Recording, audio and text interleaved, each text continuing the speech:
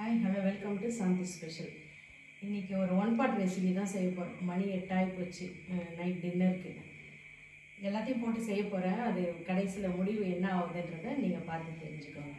இப்போ முதல்ல கொஞ்சம் நல்லெண்ணெய் எடுத்துக்கலாம்.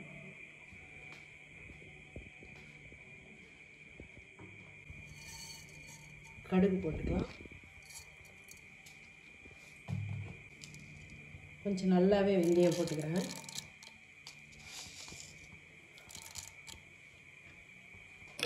கொஞ்சம் சீரகம் போட்டுக்கலாம்.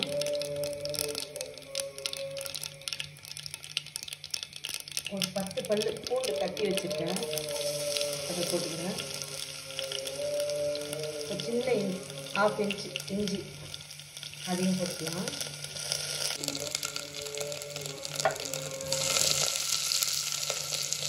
வெங்காயம் போட்டுக்கலாம்.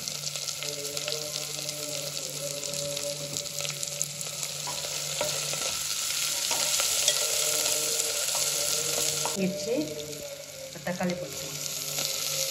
சின்னதாக ஒரே ஒரு தக்காளி, ஒரே ஒரு வெங்காயம்.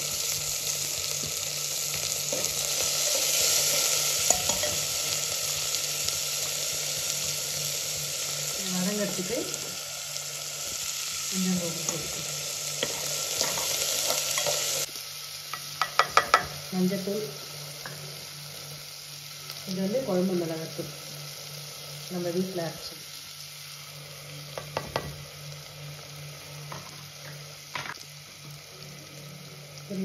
எல்லாமே அடுப்பை ஸ்லிம்ல வச்சுட்டு தான் போட்டிருக்கேன்.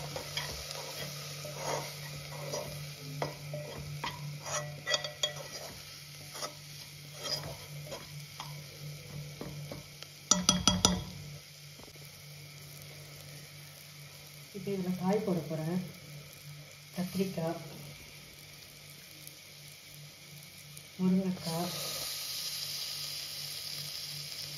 மாங்காய்,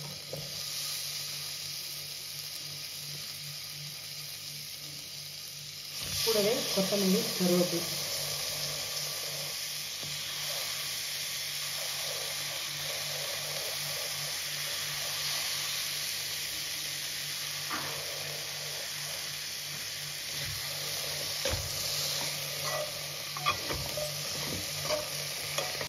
இது வந்து வெந்தயத்தூள், வெந்தயத்தை வறுத்து அரைச்சி வச்சிருக்கேன், இதையும் போட்டுக்கலாம்.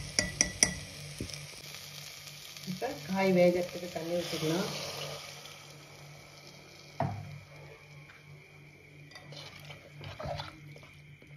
இது கூட இது கூட நான் ஒரு பெரிய எலுமிச்சைப்பழம் அளவுக்கு புளி எடுத்து நல்லா கரைச்சி வச்சுருக்கேன். இப்போ இதையும் ஊற்றுறேன்.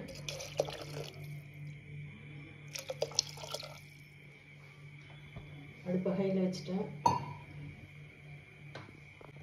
முதல்ல வெங்காயம் தக்காளி வதங்கிறதுக்கு தான் உப்பு போட்டேன். இப்போ இன்னும் கொஞ்சம் குழம்புக்கு ஏற்ற உப்பு போட்டுக்கலாம். இதான் இன்றைக்கி ஸ்பெஷல் மீன். காயெல்லாம் போட்டு மீன் போட்டு குழம்பு வைப்பாங்களா அப்படின்னு சொன்னாக்கா வச்சு பாருங்கள், இதனோட டேஸ்ட் என்னன்னு தெரியும். செம்ம ஃப்ரெஷ்ஷாக இருக்குது. வவ்வா மீன் மத்தியானம் வந்து கொஞ்சம் ஃப்ரை பண்ணியாச்சு. ஃப்ரை பண்ணது போக மீதி எடுத்து வச்சது குழம்புக்காக. இப்போ நைட்டு வந்து தோசை, இட்லிக்கும் தோசைக்கும் இந்த மீன் குழம்புக்கும் சூப்பராக இருக்கும். இப்போ இந்த ஃப்ரெஷ்ஷான மீனையும் இது உள்ளே போட்டுக்கலாம். அவ்வளோதான், குழம்பே ஆகிப்போச்சு. இப்போ கொச்சிச்சுனாக்கா இறக்கி டிஃபனுக்கு சாப்பிட்றலாம், போடலாம்.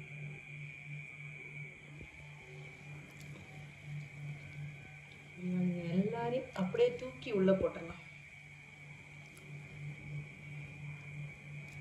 காயெல்லாம் போட்டு குழம்பு வைக்கலாமானா நீங்கள் ஒரே ஒரு தடவை வச்சு பாருங்கள், இந்த குழம்போட டேஸ்ட் என்னன்னு தெரியும்.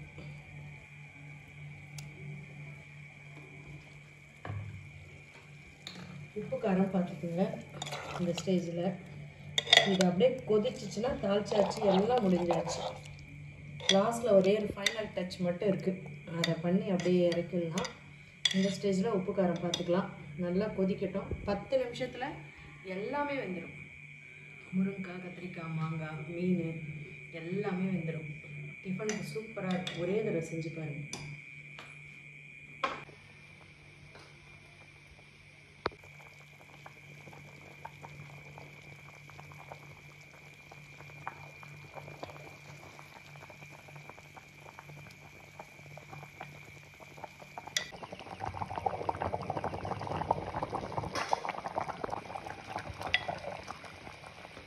சூப்பராக ரெடி ஆகிடுச்சு. ரொம்ப கிளறக்கூடாது, மீன் உடஞ்சிடும்.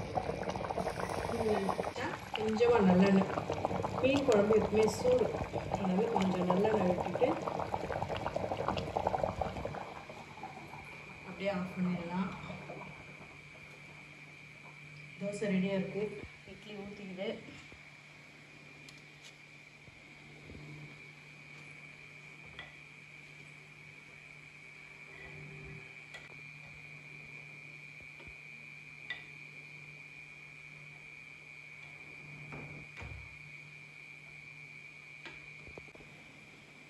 கத்திரிக்காய், முருங்கைக்காய், மாங்காய், இது கூட மீன் எப்படி இருக்கு பாருங்கள். தோசை நல்லா ரோஸ்ட்டு மாதிரி. உங்களெல்லாம் பார்க்க வச்சு சாப்பிட்றேன்னு கஷ்டமாக இருக்குது. ஆனால் வேறு வழி இல்லை, நான் தான் டேஸ்ட் பண்ணி காட்டினேன்ல. சூப்பராக இருக்கும். ஒரு சிலர் எனக்கு இந்த காய் பிடிக்காது, அந்த காய் பிடிக்காதுன்னுவாங்க. எனக்கு அப்படிலாம் இல்லை, நான் எல்லா காயும் சாப்பிட்டேன். கூட மீன் எப்படி இருக்குன்னு சொல்கிறேன்.